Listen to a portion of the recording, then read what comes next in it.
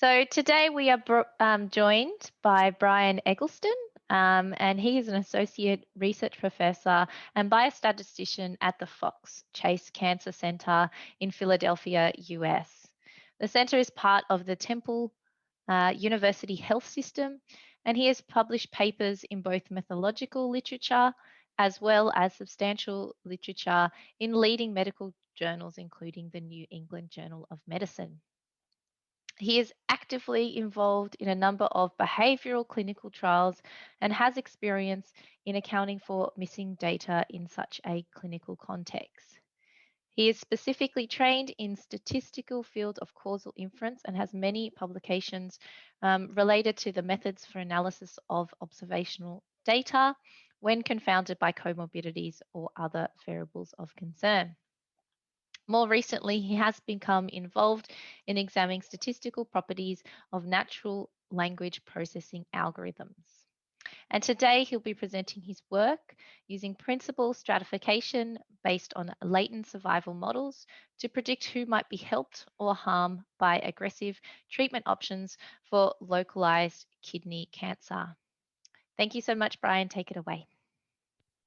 Okay, thanks so much, Nicole, and thank you for asking me to speak. If anyone has any questions or want to make any comments, feel free to make this interactive and jump in and just tell me to stop and ask a question. So Nicole introduced me. This is my introduction slide, but she went through that, which is wonderful. Let's see if I can. Oh, okay. So this is an outline of my talk. I'm going to give some substantive background, some conceptual background about the problems. I'm going to talk about identification and estimation of my effects that I'm interested in here. I'll have a data example and a discussion. But first, I wanted to sort of talk a little bit about myself. So I was an exchange student actually in Australia in 1986 in Adelaide. It was a wonderful time when there weren't cell phones and computers, so I could go halfway around the world. And this was my homeroom class in Adelaide in 1986. And it was just a magical year for me. So I have a lot of wonderful memories of that time. And then I went back, I've been back twice since, and the latest was in 2016. This is my partner, Paul, and I, and everyone recognizes where we are here. So I just love Australia, and I'm hoping to get back again soon when we can travel again. And just so you know where we are, and I also noticed that my boss has joined the call, Eric Ross. We're located in Philadephia, which is right on the east coast of the US. Now, I know a lot of Australians get to the west coast of the US and don't take the 5 or 6 hour flight to get all the way over to the east coast. It is a very nice place. We're right between Washington, D.C. and New York City. It's very green. It's very different than Australia and the west coast of the United States in terms of the environment. We have a lot more rain.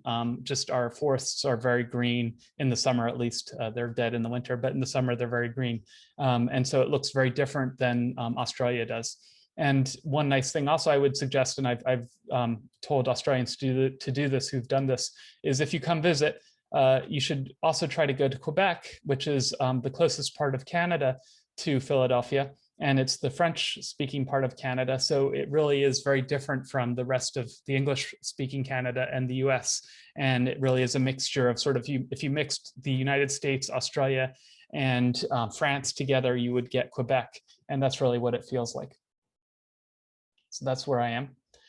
What's Philadephia known for? I'll give you a little picture here. This was in April. When I was able to take this picture of Independence Hall. This is like a shrine for a lot of Americans, and we get a lot of US tourists in our city who want to know about the history of the country. So this is where the Declaration of Independence was signed in 1776, and our country was born, and that started the American Revolution. Interestingly, in 2007, Prince Charles came and visited Independence Hall and also the Liberty Bell, and you can look up a lot of pictures of him.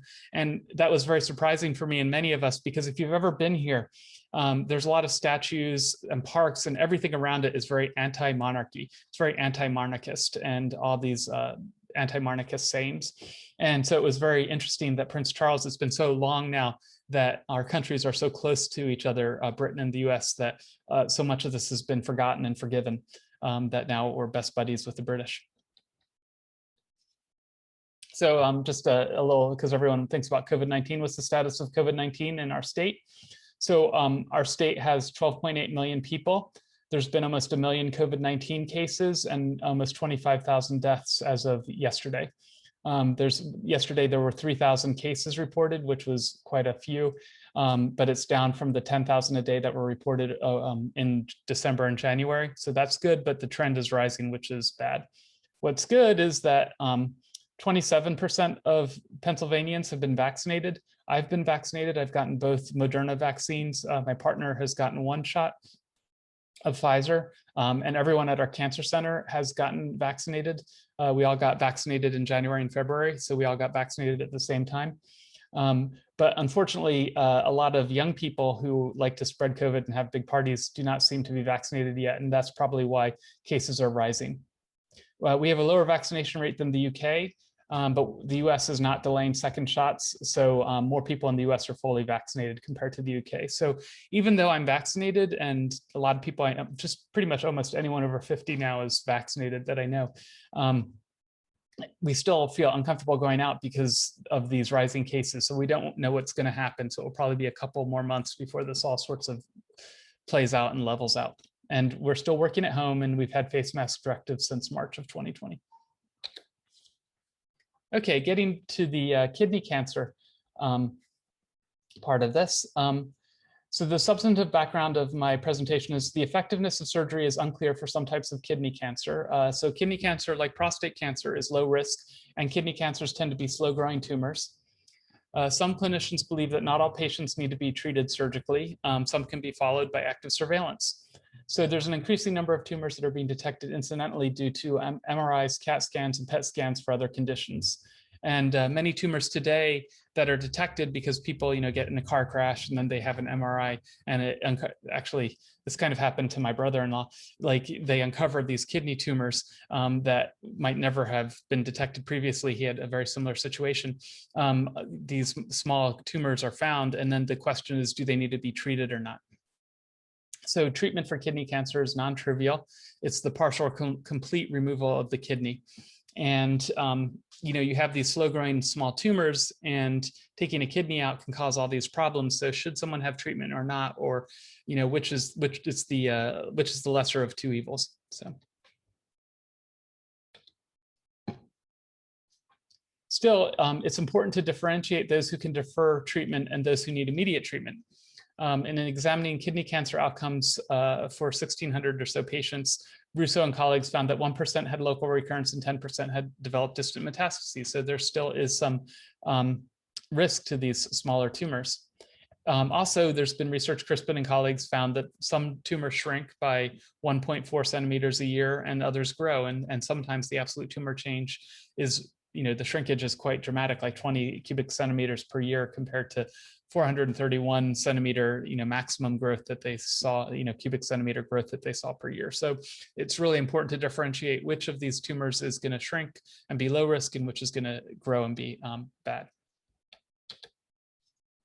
So in thinking about this project, we thought about it in sort of the causal inference framework, which was what I was trained. I got my Ph.D. at Johns Hopkins in 2006. And under the causal inference framework, one thinks about the potential outcomes. And one conceptualizes the outcomes that one would have under multiple treatment arms. So imagine a 2-arm trial. Everyone is observed to have their outcome in their assigned treatment arm. But then we imagine that there's this counterfactual outcome that's floating around in there in the air. We just don't observe it. And there's the counterfactual outcome in their non-assigned treatment arm that is assumed to exist. So we have both the observed outcome and the outcome that the person would have had they been in the other arm, and both are assumed to exist. So in this research, we think about treatment effects using this causal inference framework, thinking about principal stratification. And in principal stratification, what one does is one conditions on these potential outcomes. So we can think about grouping people into 4 groups for this work. We can think about a group that has long life expectancy post-diagnosis, regardless of whether they have surgery or active surveillance. We can think about a group that has short life expectancy only when they do not have surgery. So surgery is helpful. We can think about a group that has short life expectancy short life expectancy only when patients have surgery. And this would be a group for whom surgery might cause complications like end-stage renal disease. And we can think about a group that has short life expectancy post-diagnosis, regardless of whether patients choose surgery or active surveillance. And sometimes people in the causal inference world think about this group as the doomed group. No matter what we do with this group, they're doomed to have poor outcomes.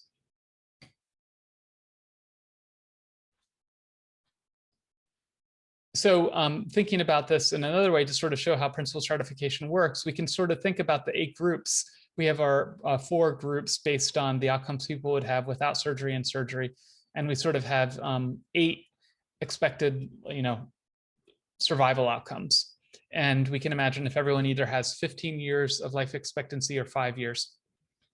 And we can think about people who would live 15 years regardless of treatment, people who would live 15 years with surgery, but 5 years without surgery, the group that would live 15 years without surgery, 5 years with surgery, and the group that would always live with for 5 years regardless of surgery.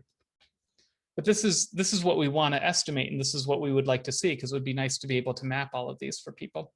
But unfortunately, what we see is we just see the outcomes in people's assigned or observed surgery group. We only see if people in the surgery group lived 5 years or 15 years. We only see if people in the no surgery group lived 5 or 15 years, and we're not able to map these outcomes to what would have happened had they been in the other treatment arm. So causal inference is all about trying to map these outcomes across the treatment arms. So when I first started working on causal inference I started at Johns Hopkins in 2001. A lot of people sort of questioned causal inference and didn't really think it was all that important or all that statistical, but there was an explosion of causal inference papers at the time and in principal stratification. And this is the work from 10 to 15 years ago, just to show you how many papers were written at the time. And there's just been hundreds more since then on principal stratification, on trying to classify people by their potential outcomes. So, I'm not so involved in this work. This is work that I did 5 to 10 years ago that I'm presenting now, but it was an exciting time to be in on causal inference in its earlier days in around 2001 or so, when it was first starting to take hold. So in this work, we use latent class analysis, which is different than principal stratification. We sort of combine latent class analysis and principal stratification. So latent class analysis is a form of cluster analysis. It's a bit more model-based than some forms of cluster analysis. So I give this talk, or I've given this talk to many different types of groups. So I just show a simple model here, which is not a latent class or cluster analysis, just to people ask, well, what is a model? So this is just a simple linear regression model. And I'm assuming a lot of people here know this already. So the one thing about latent class is it allows us to group people by these unobserved variables. So imagine we administered lifestyle surveys without asking people where they live. So we might ask people about their subway use, their car use, if they go to malls, or if they go to parks. And we might think that people in cities report more frequent subway use and trips to the park as they would in Philadephia, whereas people who live in the suburbs might report more car use and trips to the mall. So we might try to use latent class to try to figure out what differentiates these people. And even though we didn't ask where they live, we could sort of separate them using these methods probably into the urban group versus the suburban group. So the novelty of this work at the time, it's not so novel now. So the paper was published in 2017, but at the time was that we used a time to event outcome. There was no monotonicity assumption. And we used principal stratification, which was based on latent survival classes defined by a hazard. I have to move this here. A hazard rate, and latent survival class is defined by a hazard rate. And we used survival mixture models, which was a little bit novel. And it seemed at the time that this was most similar to work by Weibull Zhou at Stanford, in which latent growth trajectories were examined. Okay, so I've interspersed interesting tidbits about Philadephia to keep you engaged. At one point, I heard that one should put pictures of animals every now and then to keep people's attention, but I decided I would put tidbits about Philadephia. So this is probably something that people haven't seen. I have Trump vote demographics and COVID-19 prevalence in the city of Philadephia. And so on the left here in the red areas, we have the proportion of the city that voted for Trump. And so redder areas were more likely to vote for Trump. As a whole, Philadephia voted 80% for Biden. In this middle figure here, I have the racial demographics of our city neighborhoods. So white areas almost stereotypically are in the white. There's the white means it's more than 75% white residents. The dark blue areas mean it's more than 75% Black. And then the lighter shades of blue means it's in between. So it's more of a mix of white people and Black people and some Asian people and also Hispanic people. So there's no racial group in Philadephia that's the majority. So it's a big mixture, but we do have some segregation in the neighborhoods. And then if we look on the right here, if we look at COVID-19 cases, the dark blue are the worst hit neighborhoods. And what we see here is we see this big area up here in Northeast Philadephia, which are full of white working class neighborhoods that voted for Trump. And in Southeast Philadelphia, we sort of have similar sorts of neighborhoods. So you sort of see that at least in Philadelphia, it looks like, and correlation is not causation, but that voting for Trump and living in these neighborhoods potentially was a risk factor for catching COVID-19, and that was probably related to face mask wearing. Interestingly, my neighborhood here is in the middle, and it's lighter color. It has one of the lowest rates of COVID-19 in the city, which is really fascinating to me because I live in one of the most densely populated neighborhoods with a lot of high rises, and everyone lives in elevator buildings. My building is 20 stories tall. And yet, because I think probably because people are wearing face masks, even though we all live in these high-rise elevator buildings, the rate of COVID-19 has been lowest in my neighborhood compared to many other neighborhoods. Okay, back to the presentation. So notation for the talk here, we'll get back to kidney cancer, switching gears again. So the notation we get is I'm going to use Z for treatment, 1 if surgery, 0 otherwise. So under Z equals Z, so little z is their assigned treatment, either surgery or no surgery. And when I say surgery, I'm really talking about any intervention because things like ablation and radio frequencies where people don't operate, but they still kill the tumor, we decided to include as a surgical intervention. So we have these potential outcomes here. The CZ is the censoring time. So if you have a C of 0, that would be the censoring time without surgery. C of 1 would be the censoring time with surgery. TZ is the time to death under Z equals Z. YZ is the observed time to death or censoring, and Y equals YZ is the observed time to death or censoring under the actual treatment that people had, whether surgery or no surgery. DZ is the indicator of death versus censoring, and D equals DZ is the observed death indicator. And X is a vector of confounding covariates. So then we also have our latent class variables. We don't observe the latent class. RZ is the latent survival class under Z equals Z. RZ equals 1 if there's a large hazard of death and short survival under Z. And so I called these R because I was thinking about like rapid dire, like almost like rapid progression, rapid dire. And RZ equals 0 if there's a small hazard of death and long survival under Z equals Z. So the full data is Y0, Y1, D0, D1, R0, R1, Z, and X. And so this would be the complete data we would love to have, where we have all the outcomes people would have under what we observe and then what we would have liked to observe. But the observed data is just this Y, Z, D, and X, where we just have the data that it looks like in a regular data set with their observed outcomes.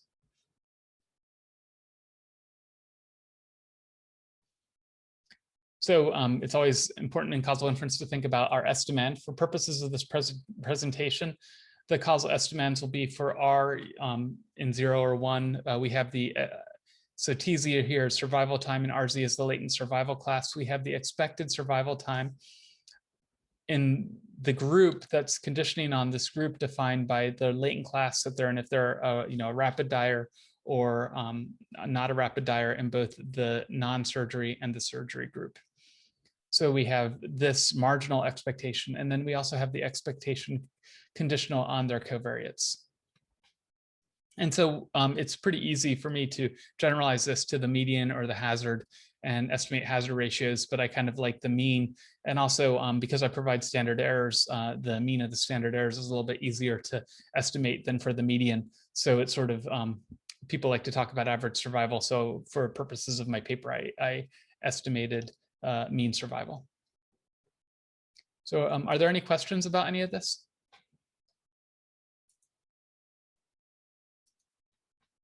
Okay. So in order to estimate things, sorry about this. So we have to make assumptions. And one assumption is what's called in causal inference, the stable unit treatment value assumption, SUTVA, where heuristically we have independent treatment assignment. And it means that my treatment assignment is independent and not related to someone else's treatment assignment. So it really just means that all the people in our study are sort of independent variables, independent actors, there's no interference or a correlation among people in terms of which group they're assigned to. And also SUTVA makes this well-defined treatment arm assumption that there aren't multiple types of treatment that people can get, that we're assuming that all types of surgery have sort of the same effect on people. There's only really one type of surgery. I mean, there might be variations of it, but it all has the same effect on outcomes. The second assumption is a pseudo-randomization assumption, where I assume that the set of potential variables is independent of treatment assignment, given the set of confounding covariates. So again, this says conditional on confounders. The surgical assignment is akin to the flip of a coin. It's like we have randomized trial, but it's randomized within the set of confounding covariates. And treatment assignment will still be associated with observed outcomes, not just the potential outcomes. So we'll assume that if someone gets surgery, their outcomes will be different than someone who doesn't get surgery. But it's just that the set of potential outcomes all floating out there that they would have had they been in the other arm, for example, that this whole set of potential and counterfactual outcomes is independent of treatment assignment given the confounders.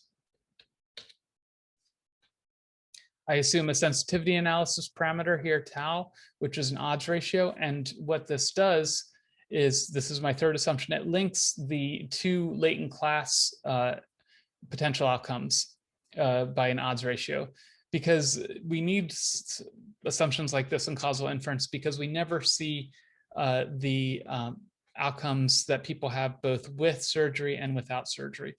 So what this does is it links the outcomes without surgery, the latent class that people would be without surgery, to the latent class that people would have with surgery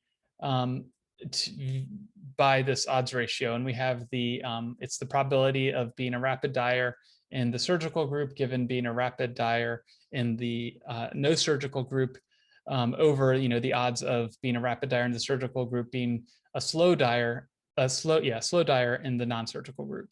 So we can't estimate the sensitivity parameter. We have to fix it. And then we estimate effects over a range of sensitivity parameters. And the idea in causal inference is that we meet with clinical collaborators and we get them to put bounds on this parameter. So presumably this is greater than 1, because we assume that those who have long survival under one arm are more likely to also have long survival under the other arm. Or in the case of the odds up there, those who have short survival in one arm will also have short survival in the other arm. We have a fourth assumption, and this says that survival time is independent of the counterfactual latent class. This TZ, which is survival time under your assigned Z, is independent of your counterfactual latent class, survival class, given the latent class under your observed surgery, intervention type, whether surgery or no surgery, and the set of confounding covariates. So that's kind of a mouthful. But if one thinks about it, what this again is trying to do is it's trying to delink the counterfactual outcomes, because we never observe, for example, R1 minus Z with the TZ and RZ at the same time. And this is similar to a component of Hayden and colleagues' 2005 explainable non-random survival assumption, which looked at a non-mortality outcome and said non-mortality is independent. So this upside down T means independent of D1 minus C conditional on DZ and X. So this was a very similar assumption for non-mortality outcomes. We think perhaps that here this is a little bit more of a plausible assumption because we're conditioning on a latent class rather than this mortality indicator that Hayden was. So there's also other assumptions that reviewers brought up in our paper, such as non-informative censoring assumptions, but we didn't really, because they're so generally used, we didn't really dwell on them too long. So we had models to estimate all of our latent classes and our survival effects within latent classes. So we had a Weibull proportional hazards regression for survival. So this was a parametric survival with parameters lambda, scale parameter lambda, shape parameter gamma, and function J indexed by this beta R for R equals 0 or 1 for their latent class. And then we had a logistic model for the probability of class membership. And so we just have, again, this is indexed by alpha, where we see that we have the typical logistic model, which gives us the probability of being in the rapid dire group or not. So R is a latent variable. We don't observe it directly. So we can't estimate it directly, but we can estimate it as part of this mixture model algorithm. And this is the likelihood when we combine the logistic model for class membership with the Weibull survival model. And this is a bit simplified because we actually have two sets of these beta R parameters, because we have the beta 0 and the beta 1 for each latent class, but we have them separately for those who have surgery and for those who don't have surgery. So there's actually 4 sets of betas that we're estimating, but to make it a little bit simpler to present, I didn't put in all the subscripts. So how does this identify things? And I kind of like the papers in causal inference that sort of give a set of equations like this and inequalities like this, because it makes it easy for me to think about how they're estimating things. So it's what I put in my paper. So what we have here is we want to estimate sort of mean survival in this latent class of people who would die rapidly, for example, either with or without surgery. And so this is one of the 8 expectations that we want to estimate. It's the mean survival time without surgery, given that they're in this rapid dire group in both treatment arms. But you see, these are all potential outcomes, and we don't observe really the potential outcomes. We only have the observed data. So how do we go from these potential outcomes to things that we can actually estimate using our data? So first, I have this equality here, which I won't go through because we can just use Bayes' theorem to get to this step. So it's not that difficult to show. But then what we have here is, once we get rid of that expectation, we get to the next expectation equality by using assumption 4, which says that TZ is independent of R1 minus C given RZ and X. And then all of a sudden, it gets a little bit easier when we're not trying to define what these are, but just sort of looking at the math. And what we can sort of see is this assumption allows us to get rid of this R1 here in red here from this expectation. And remember, we don't want R1 and R0 in the same expectation because we can't observe them generally in people at the same time. So this allows us to get rid of R1, and we just are left with T0 and R0. So then how do we get to the next equality? So then we, what we can do is our pseudo-randomization assumption allows us to stick in Z equals 0 into all these expectations and probabilities. And what this does here, at least for the expectation and some of the probabilities, is it allows us to estimate these using the observed data, because we don't have any more potential outcomes. We have probabilities and expectations that look like normal things that we estimate using our data that we have in our data set. So yeah, so this expectation here, the mean survival conditional on latent class and covariates and the probability of class membership are both estimable from the Weibull mixture model.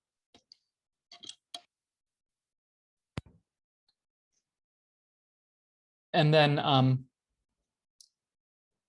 then what we have here is getting to this, these last probabilities, which are a little bit more problematic because we condition on R0, but we also have R1 in the model. So we have the probability of being in the latent class under surgery given your latent class membership under no surgery. And so this is a little bit problematic because here we have the potential outcomes. We have the counterfactual and the observable outcome. So we can estimate this using the third assumption, which is this odds ratio sensitivity analysis assumption, because the following formula that I put down here, if we solve using the sensitivity parameter, we will get three probabilities similar to what I've shown, similar to these probabilities up here, the probability of class membership that we can estimate from our data. And then we'll have one probability that links the potential and the the observed and the counterfactual outcome that we can estimate because we've taken an equation with two unknowns, and by this assumption we have one unknown with a tau in it, and we can solve for the probability that we need. Okay, so that was a lot of math, and that's how we estimate and take things from the potential outcomes framework and estimate them using the actual data.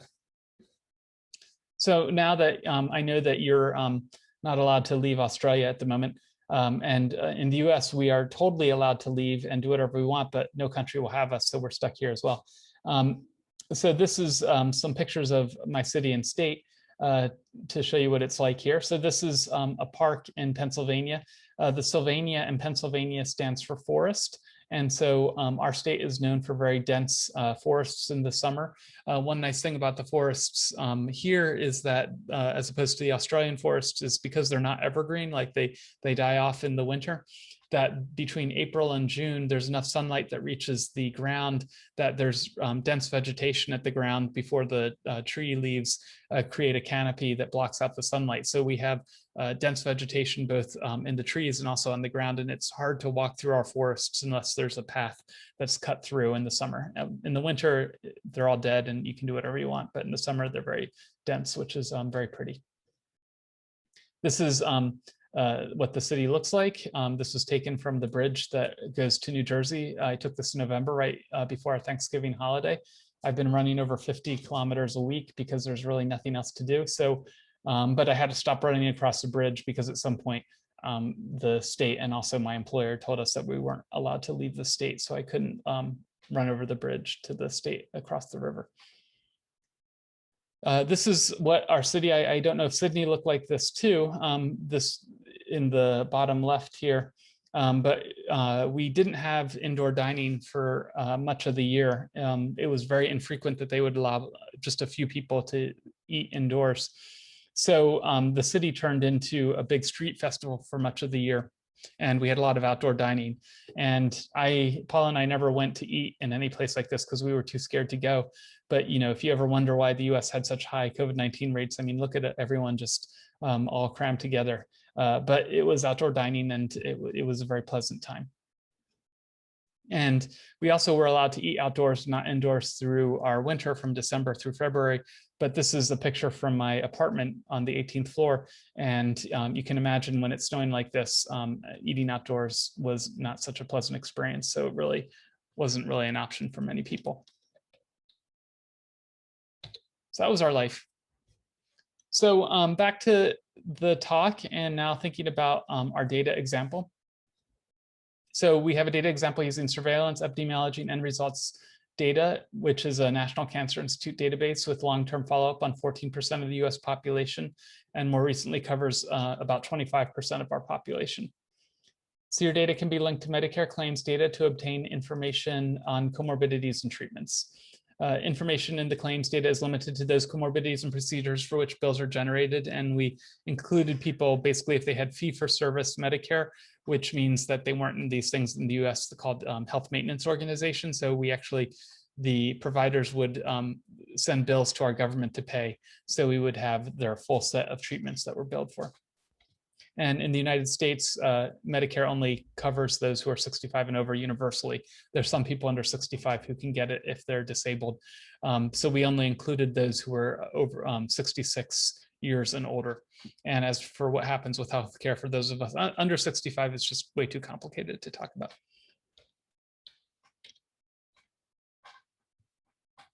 So for this study, we identified 18,760 individuals with stage 1 or 2 kidney cancer with sufficient claims data.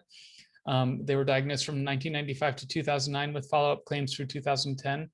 Prognostic variables included tumor size, grade, marital status, Black African American versus other race. We also included Asians and white people, but for some of the cells, we had to collapse racial groups to protect privacy of small cells.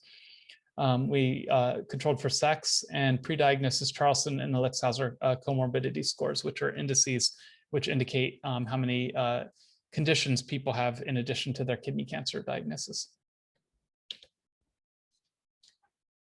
So 13% of the sample was not treated by surgery, which included nephrectomy, ablation, all sorts of other things, and 87% were treated. So there seems to be substantial selection bias. Nowadays, there would be a lot more people who would be followed by active surveillance. But at the time, 13% was all that we were able to get. So sicker individuals do not receive surgery, so we have to really control for confounding. And we use propensity score matching to create a sample with similar characteristics across treatments. And in our final sample, after matching based on the propensity score, we had 1,788 without treatment and 3,576 with treatment. So we had 2 treated for each untreated individual. And I'm assuming people know what propensity score matching is here, but in case you don't, it just avoids having to match on the individual characteristics. These were our sample characteristics. So you would expect in this older population, the average age was around 77.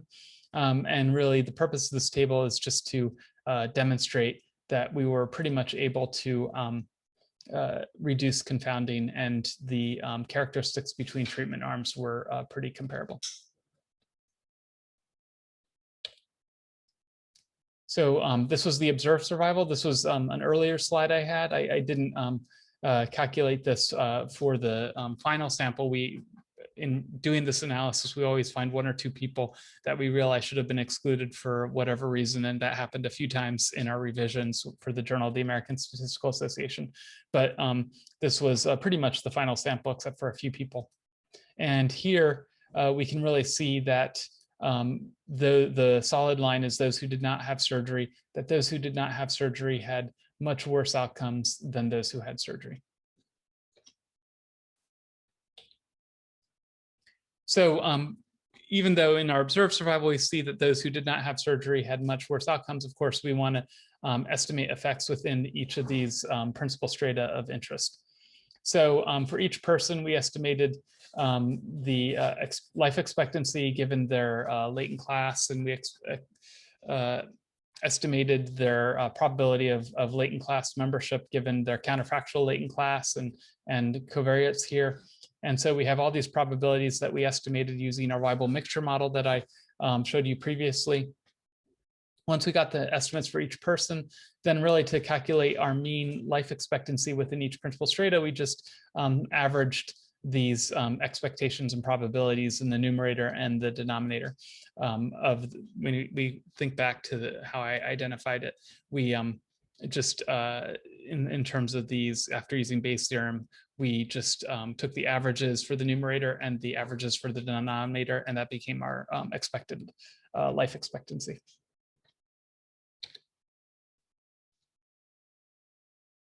And so, so now I'm going to show you some results for when our sensitivity parameter tau equals 1. So and this is when there's not really much distinction between being in the group that the probability of being in the group with short survival with surgery given short survival without surgery compared to short survival, the probability of short survival with surgery and not short survival without surgery. When we take this ratio, we get tau equals 1. So under this assumption, The percent in this long life expectancy group is 74.9%. It's about 75%. And we have a mean survival without treatment of 5.9 years, mean survival with treatment of 9.5 years, and they're statistically significant. So even though we assumed that there was this always longer survival group, there is, but treatment still has a substantial survival effect. We see about 5% here are substantially harmed by treatment. Their life expectancy goes from 5.2 years to 0.7 years. 18% have a tremendous treatment effect. It goes from 0.4 years without treatment to 8.7 years with treatment. And about 1.9% don't have much of a treatment effect. They're kind of doomed regardless of what happens. So in the paper, we also estimated this for different values of our sensitivity parameter, up to about 20. And we saw that there weren't really tremendous differences in these probabilities or expectations for the sensitivity parameters between 1 and 5. But when tau got to 20, then we did see that there was quite some difference, and that we still had this large group where people were generally longer lived and treatment did have a substantial effect. But then the other three groups became a little less clear as to what was happening with survival. We didn't really see the strong effects that we saw before. So we can also use this method to estimate the characteristics of the people within each principal stratum. So we can sort of see that, for example, in terms of renal failure, this would be a comorbidity of renal failure before their diagnosis. We see in the longest living group, 9.1% had renal failure. But in the shortest lived group, this class 4, which had poor outcomes regardless, 26% had renal failure. And some of the other interesting characteristics, the tumor size was larger in the worst off patients, 6.1 centimeters in the worst off versus 4 in class 1. And also 9.3% were African-American or Black in the first class versus 44.3% in class 4. So we see that there's some pretty strong associations here in our data. We can also use these methods to estimate the survival curves, which I show in the paper for each of these classes, both with and without intervention. And we can also estimate histograms of probabilities, and these would be the individual probabilities of class membership for all the people in our sample. And ideally, if we wanted to use these, for example, to decide on treatments for people, all these probabilities would be close to 0 or 1. And this was from a previous presentation, not quite the final sample, but almost the final sample. We see that we don't have a lot of probabilities all that close to 0 or 1. So although this is good for representing what we think happens to people within each of these classes for any individual, this might not give great predictions of which class they're actually in. Okay, so those were my results, and that was my data example. So getting back to some interesting pictures to show you what life is like here. So I took this picture in June, early June, right after the May riots that affected much of our country and our city. So about a third of the businesses in our central business district were damaged during the riots. And this was a popular restaurant that was really trashed. And this was about 2 days after the riots. And I took this picture, and I really think this demonstrates a lot of what our summer looked like. I mean, all the windows were boarded up everywhere because they wanted to protect them from people throwing Molotov cocktails and rocks. There were just police everywhere. And then we have a man over here with a face mask. So this is really, it was a very sad time. In my apartment, not the one I currently live in, but the one we lived in across the street, which was on the 4th floor, tear gas at one point came in through my window. And that was just really just dreadful. I started to cry. I didn't know why I was crying. And then all of a sudden I smelled something funny, and I thought, oh no, it's tear gas. So it was just a very tumultuous summer, but fortunately things have calmed down and people seem happier now. In fact, they're so happy they're running around getting COVID-19, it seems. Okay, so back to to kidney cancer. Okay, so the discussion is that the grouping suggests many benefit from treatment. Some are harmed by treatment, but a small proportion. removing a kidney can cause end-stage renal disease, so it's not such a big surprise that removing a kidney will cause someone to be harmed by treatment. From an epidemiological perspective, the findings are useful because they give us broad-based estimates, but from a patient tool approach, it might be less useful because we need better predictor variables like biomarkers so that these probabilities of class membership can be estimated closer to 0 or 1. And one novelty of our work is we provide standard errors for inference. So in conclusion, the principal we found that principal stratification may be a useful way of risk stratification for treatment. This work seems to be different from much previous work in that the variable on which the strata are conditioned is a latent variable itself. So we have two sets of latent variables, the principal strata and then the sort of more traditional latent class variable. And preliminary data suggests that aggressive therapy is not always necessary and in some cases is harmful. Although this work did suggest that there's a large group that will always have longer survival, but treatment will still help them even if they always have longer survival. Future directions would be the development of cross-validation techniques to choose an appropriate model. And in the acknowledgements, I want to thank the clinician, Dr. Robert Uzo, who's a surgeon who thought of a lot of this work. And then I sort of thought about the statistics behind some of the questions. And we have some of the other people I work with. And this was funded by an NCI grant. And I give a reference for the paper in the Journal of the American Statistical Association.